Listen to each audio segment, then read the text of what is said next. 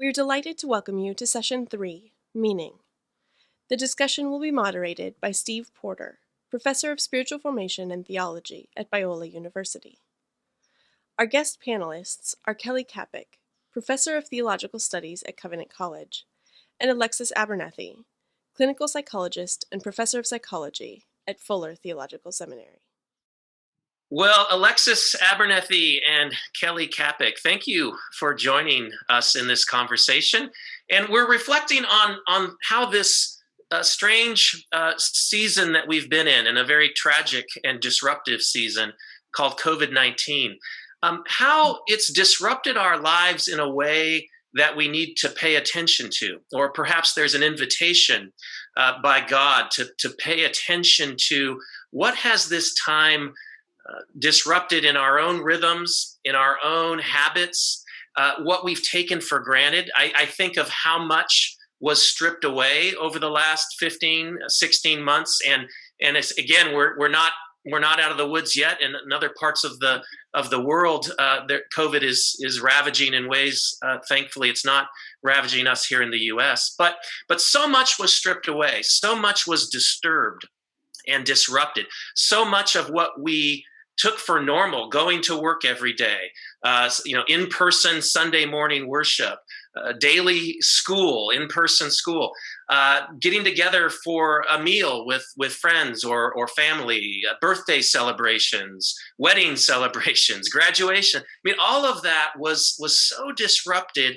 And now as we're slowly but surely reemerging, how do we pay attention to, again, what might be there for us to learn about how we structure the rhythms, how we think about the meaning and coherence of our lives, how we make sense of how to live our lives. I was thinking this morning before we knowing we were going to talk about Jesus's teaching about seeking first the kingdom of God, and what does it look like to live a day, or to live a week, or to live a month, or to live every moment of our lives, really prioritizing the rule and reign of God in our lives, and how so many other things get my attention. And yet again, COVID really stripped those things away, at least for a time. So that's really my first question is, and Alexis, we'll start with you and then Kelly, but Alexis, how did you experience the disruption of your normal as you went through COVID? Were there opportunities that provided something new and meaningful as things were stripped away?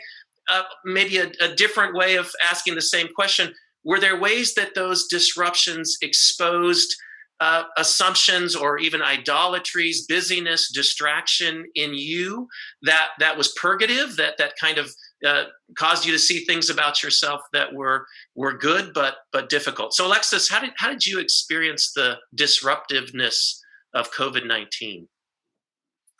There was a sense that I was very thankful to not be running around. The busyness was the thing that I immediately was in touch with. That, again, having been on the road, it was so good to just be at home, and being still was helpful. But then as I transitioned, that, I don't have to go here and go even to this other building for a meeting. It's right here.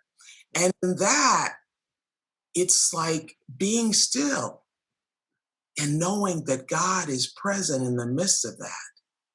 So there were many other feelings, the sense of, isolation, vulnerability, the sense of change. But I would say that disruption was actually very helpful for me, because the activity, I was not aware of how much a part of me, even though I would complain about the activity, was feeding on the activity. Uh-huh. And that's where the Lord was bringing to mind to me about being still and what that was going to reveal in my time with him in a different way. And so that's continued. So I'll maybe pause there with that. Yeah. Thank you, Alexis. I love that language of feeding on the, I don't love the idea of it, but I know what you mean. Yeah, feeding on the activity. Kelly, how did this go for you? Both of my teenagers were at home at the time, and all of a sudden life became very small. And it reminded me to be honest, my wife has had some health issues in the past. And when things were at their most intense, right after cancer and some other things, life was very small. And we were at home a lot. And it felt like that. And there were some really hard parts about that. The kind of loneliness can set in. But strangely, there were some liberating parts. It's kind of like you don't, when you're invited somewhere, you don't have to think, do I feel guilty if I don't go? You don't go, you know. And there was actually some liberation in that. Life in its forced simplicity, you don't have to explain to everybody else. It just kind of is. And so that, you know, it was interesting to find we had, because of illness, had been forced at different times to really slow down. And then to revisit that space for a different reason felt both unnerving and welcome. And that felt weird because I felt a little guilty, because people were literally dying, and yet I could feel some gratitude in my heart to have this forced slowdown. And I do think, you know, when you talk to people, you know, this phenomena I'm sure you guys know about of survivor's guilt. It's not exactly survivor's guilt, but there is something to that. When some families who didn't lose their job and no one got really ill or died from COVID feel guilty, that in some ways thought it was a good thing. So, you know, and so I think that gets complicated psychologically to think through as a Christian. How do we, so those were some of the thoughts, and as we wrestled through it. So here's another question then. I mean, if it sounds like for both of you, in some ways, this slowdown, this stripping away of busyness, of meetings, of having to leave your home, in some ways that felt good. It felt perhaps centering. And yet, Alexis, you mentioned this idea of feeding off the activity. And so, you know, something about that busyness was also meeting needs for us. So maybe I want to hear more about how much of the slowdown was welcome and a relief, and did it draw you to prayer? Did it draw you to God? And how much of it did it expose? For me, I would probably say my idolatry of productivity. I like to be busy. I like to be productive, and not having a full schedule kind of makes me feel a little insecure, which I see as a way that I need to depend more deeply on God. So talk to us a bit about that. Kelly, maybe you could go first. Both going through the disruption and re-emerging, the one word that has become most important to me personally is presence. I found before COVID, being present in the moment very difficult. I'm always thinking about the next thing I need to do, vision, whatever, finances, whatever it is. It's very hard to just be present. And it was like, in this terribleness was an opportunity to learn afresh to be present. And I, you know, I don't know if any of those bits make sense, but. Yeah. Thank you, Kelly. Alexis, what, as you think about, again, that, you know, feeding on activity, how much of the slowdown was purgative, and how much of it was welcome? How much was painful, and how much was joyful for you?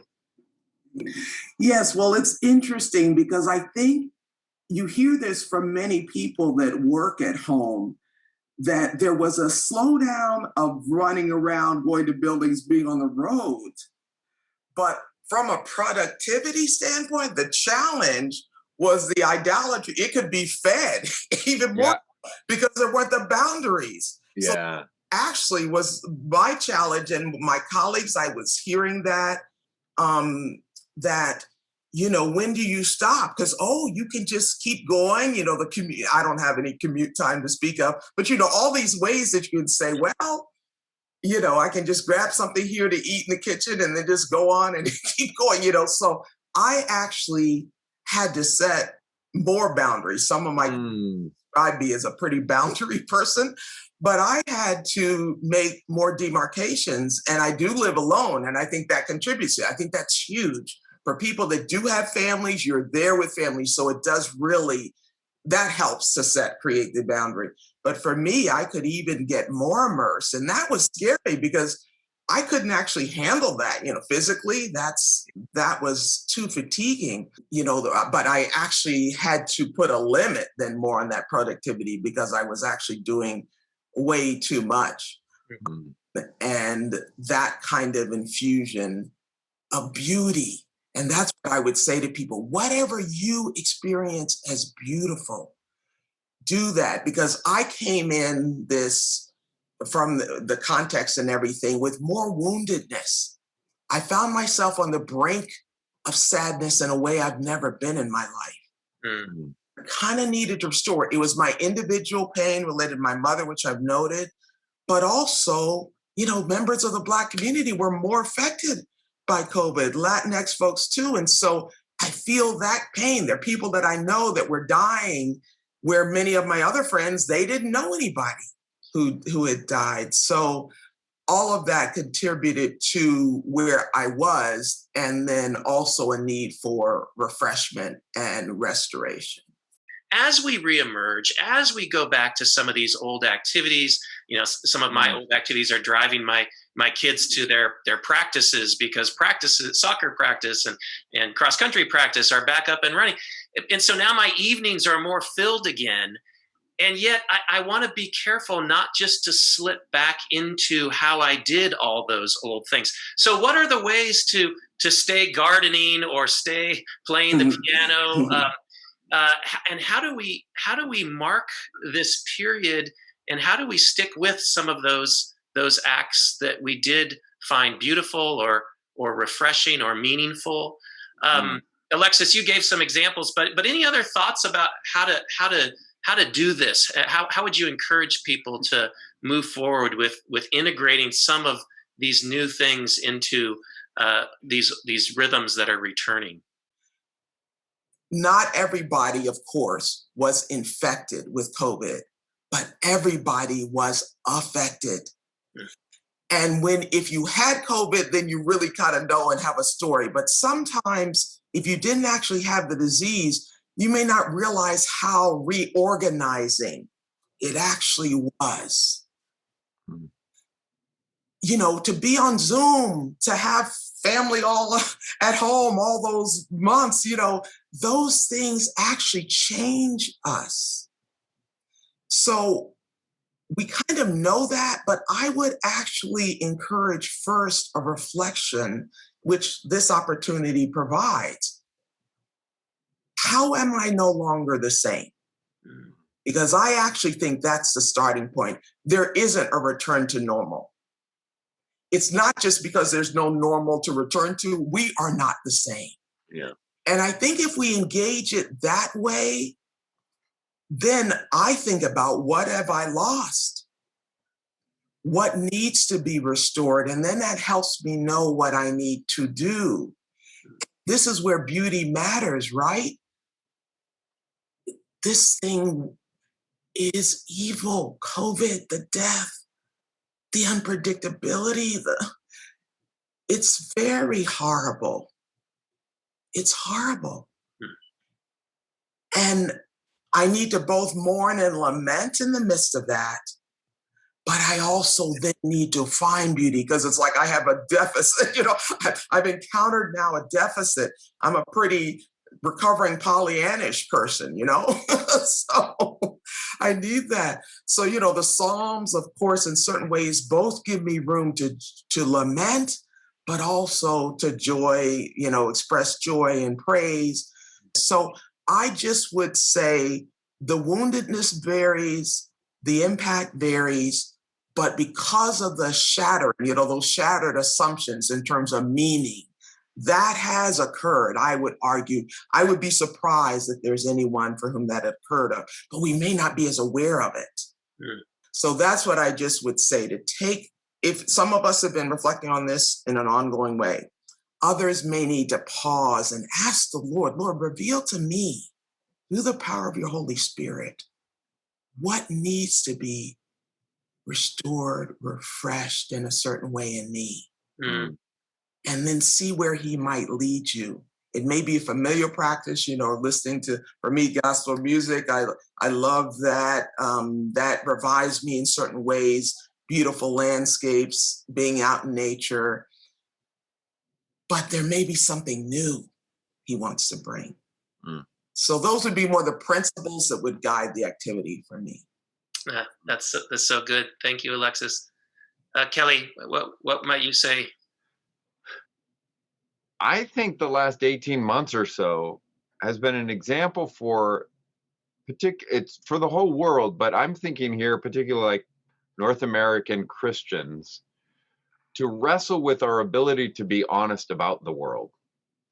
Because there are communities of Christians in North America who are very aware of brokenness and injustice and physical pain and suffering.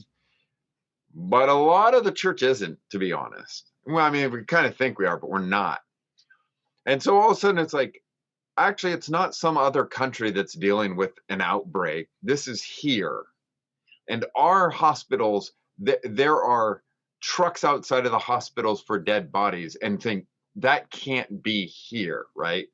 And then as the months went on, and then all of a sudden we're forced with Floyd's death and death after death. Like, will we be honest about the brokenness? Mm-hmm. And I think part of the reason the racial tensions and difficulties were hard for us is we weren't distracted, right? And so many of our communities live with this, but a lot of our communities are so busy we don't have to live with it. Yeah. And now all of a sudden we have to live with it.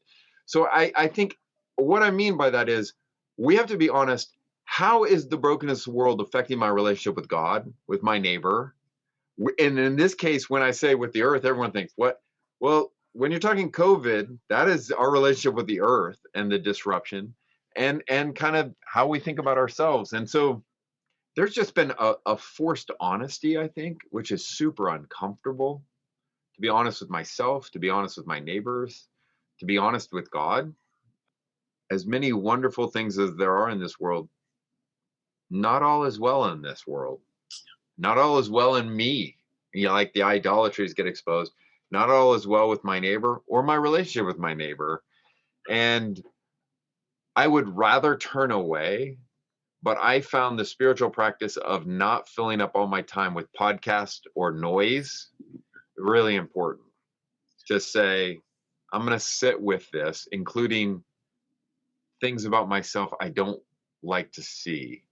I want to sit with them before God, for neighbor, because I do think some healing can take place in there. And speeding up too quickly or pretending they're not there isn't a good option. And it's actually just untruthful, which is dishonoring to God. So what are practices or ways that you would recommend to stay in this posture of, to not go back? Because I think so much of our activity goes up. It goes back up into, I'm in control. I have life on my terms. Let me regain power. And if the Christian way is actually to embrace weakness, how do we do that? How would you talk about that, Alexis? For me, it was actually a call that the Lord gave me out of this. When I saw what was happening with the police brutality and violence, George Floyd and everyone else, and like Kelly, you said, everybody was really zoomed in there. I had done earlier work on use of force years ago with police. The call was, you've got to do something. You've got to serve now more in your local community. So that's a different take on humility, but it actually is, because for me to do that, it's not like I don't have a few other things to do. I need to shift how I think about my work and my ministry. Mm. And I need to be willing to serve and give time and show up in a different way. That for me was quite a dose of humility, but it actually translated into specific social action. That changing, that call, while it was proactive, it is humbling because you actually had to change, and change is always humbling in a sense because it suggests that there's some new orientation to our lives that we weren't doing as much, and so we have to humble ourselves to actually be willing to shift. And I think that's a great example. Kelly, what would you say? The motivation for humility is not that you're a sinner. The motivation for humility is you're a creature. You're not God.